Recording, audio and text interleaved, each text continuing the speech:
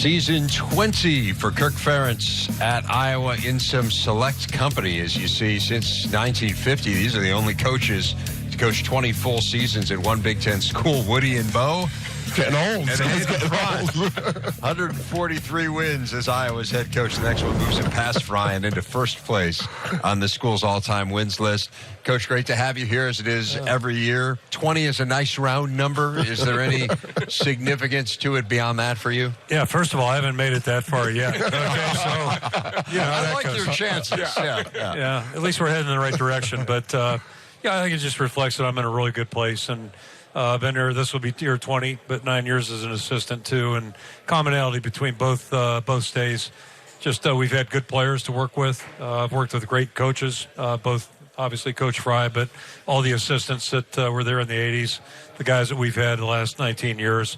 And then great support, too, and great leadership on campus. So all that combines for a really, just a really good place to be. You mentioned Hayden, who is one of your mentors. Assuming you get one win, all right, I'm gonna work under that assumption. You are going to pass him. What will that be like? We have 12 chances. Yeah, I like your chances, Coach. I know no coach takes anything for granted, but let's work under the assumption that that happens this year. What's that going to be like? You know, the first thought I always have is all those games that coulda, shoulda, right? So this would be a dead issue. And we won just one of those games. Right. We'd be done talking about it. But, again, I think it just tells you, reminds me of how fortunate I've been. And I had no idea in June of 1981 what I was about to walk into. And now, however many years later, to be sitting here and you know, talking about those kinds of things. But it truly has been a team effort. Anything that happens that's good in football, it's a result of a lot of people working together, and that's been the enjoyable part. Kurt, where's Nate Stanley have the most to improve? What area of his game? You know, I think a lot of just little things now. The hardest part, I think, is over. The fact that, you know, he hadn't played last year at this time. We had named him as a starter, so he's been out there. He's played under fire. He's had some really good moments, some tough moments.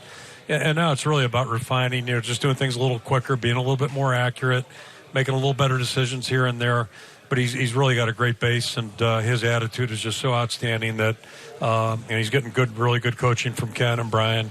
So I just think his best football is ahead of him right now. A really unique situation you're in, have spent so much time at Iowa. How has football itself changed from Iowa's perspective? Yeah, I don't think football's changed an awful lot. The players, I don't think, have changed. Maybe some of the influences and the voices that they have and distractions. But distractions aren't new to football or life by any stretch. What has changed is recruiting. That's just changed immensely in just the last 5 years. You've gone through that. So it's a whole different world that way. But the football itself and the part that really makes football so good in my mind is the day-to-day. Once players get to your campus, you have a chance to work with them over the next 4 or 5 years. In some cases, 3 years, James Daniels. That's really the fun part, and that hasn't changed. Coach, you talk about the recruiting calendar a lot. You make reference to it. We're not going to go way back where maybe everybody wants to go. So where would you go? If you took the rules now, how would you tweak them? Yeah, me personally, I'd move signing day up even further. And I asked our guys last year after December signing date, you know, how many of those guys they thought would have signed in August. Our guys thought all of our December signees a year ago would have done that. We kind of feel that way about the players committed to us right now. We think they would sign this month if it was available to them. To me, that would be nice just to give them a break from recruiting. Right. And you know, we wouldn't have to maybe pay as much attention. Not that we would neglect them, but yeah, I think that would just kind of give it some separation, and then you can move on to the second phase. I think the other issue looming right now, what used to be spring recruiting is going on in January, and now spring recruiting is a little different level. I personally would like it if our coaches could visit with prospects face-to-face, officially in their schools. I think basketball did that at the onset. I'm not sure where the rules are now. But I also, you know, understand some high school coaches that might be opposed to that too. So that's one that probably needs discussion. But one thing for sure, this continually is changing, and we need to stay in constant dialogue because it's hard for legislation to keep up with what's going on in reality. Does it change the way you evaluate players? Yeah, it's a little scary, Hard, and I think, you know, you can appreciate this. You were a walk-on, if I remember correctly, right? There's a lot of good players that don't get a lot of attention, maybe even after their senior years. So I think for us, you know, we've made a living in the past, you know, finding some really good players in January. So that pool's going to change a little bit. it kind of forces you to make a decision earlier on players. With some players, that's not a challenge. But with other players, a little bit more projection. And, in a perfect world, you'd wait till everybody was done playing their senior year of high school football. That'd be logical. But we don't live in that world. So it's just, it has changed things. At times last year, you struggled running the ball. Is there anything you can do other than just playing better? I mean, is there any tweaks to the offense that you could do? Yeah, I think there are a couple things. Certainly our backs were capable last year. Akram and James Butler, those guys were good backs. But we had 2 injuries in the offensive line that really impacted us. 2 guys that were fifth-year seniors, 300-plus pound guys that were mature veteran players. I happened to walk out behind them one day in practice in November, and it really dawned on me at that point, like, look at these guys. They're grown men, and they're not playing for us. But the other factor, I think, we had a tough time throwing the ball the way we wanted to last year. We were so inexperienced at the receiver position. Noah was a really good player last year, but he was a first-year player, basically. TJ hadn't played at all, and our quarterback is a first-year player. So I think the combination of being better there, our staff is in the second year together as an offensive staff. Hopefully we'll be a much better balanced offense this year. I think you guys do a great job of recognizing talent and cultivating it. Who are some of the names that we may hear of in the secondary and also in that offensive line in the coming year? Keegan Render's really played very quietly, done a nice job for us, and he's a quiet guy. He's kind of like Nate Stanley. Doesn't talk a lot, but he's really, really respected.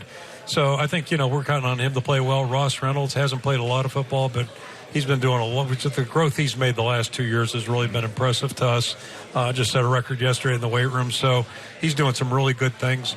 Those are 2 names right there. We're counting on those guys to play. Our 2 young guys hopefully will play well. And then over in the secondary, it's going to be interesting. Amani Hooker really got off to a good start last year. I think his best football's in front of him.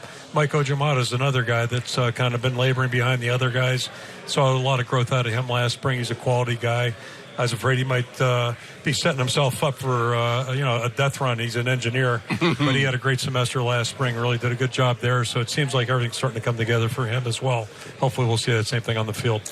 It appears that the new rule about redshirting, playing 4 games, is perfect for a place like Iowa. Absolutely. And so how do you plan on using that? The quarterback position's obvious. I think that's great for everybody. If you have somebody in contention, a true freshman, it affords you to maybe make him your second-team guy and still. And I don't know if we'll be in that situation or not, but the obvious thing coming out of camp, you may have some guys that you want to give a test run and see how they do. And if it doesn't work well, you can pull back. But then more importantly, I think we're going to see some guys develop during the course of their freshman year. And you get into October and, hey, maybe this guy can help us this year a little bit. You'll have that availability afforded to you that, we didn't have in years past. What about leadership? How's that coming along? I think we're getting there. It's a process. It's interesting. A lot of teams, at least I've been around, are kind of personality-less, if you will, in a lot of ways in spring. And then to me, it's in the summer where it really starts to shape. And they go through some real, tough conditioning, those types of things that are your most intensive conditioning period and training period. And I think that's where a lot of things start to occur and a lot of development occurs, and hopefully that'll continue here in August as we go through the paces. I know sometimes that coaches kind of allow those leaders to emerge, but I think sometimes they also put people in positions to lead to see if they're able to get to that point.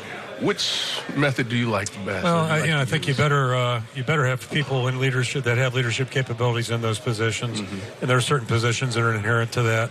And then beyond that, I think you probably, in any organization, if you're not cultivating and trying to grow it with everybody on your team, you're probably missing an opportunity. Yeah. So, we try to do both, and hopefully we've done a good job this year. We'll find out. Coach, linebacker's so interesting for you. 122 career starts, 866 career tackles gone with Bauer and Neiman and Jewell moving on. What can we expect there? Who are some of the names that might emerge? Yeah, thanks for the reminder with those statistics. Make me feel better. I'm always good for something to really bring people down. Yeah, that's just my role in life. We kind of went through the same thing in 2013 when we had Christian Kirksey, Anthony Hitchens, James Morris. So, it's bad playing, I guess, when you got all seniors at one spot. I learned that back in 1983. But I think, the neat thing is, it opens up opportunity for other guys, and that's how Josie Jewell ended up emerging players like that. So we've been real impressed with Amani Jones. He's done a really nice job his 2 years in our program. Nick Neiman, Ben's younger brothers, he really kind of emerged. And then, in 15, we had a guy, Cole Fisher, emerge out of the pack. He had never started a game, fifth-year senior, another engineer. And, he was toiling away at that. And then his fifth year, he just took off and really played good football for us. So, for us to be successful, we're going to need some of those kinds of stories. Hopefully we'll see that this coming August. All right, well, how about this positive one? Since like he's positive. accused me of being Debbie Downer.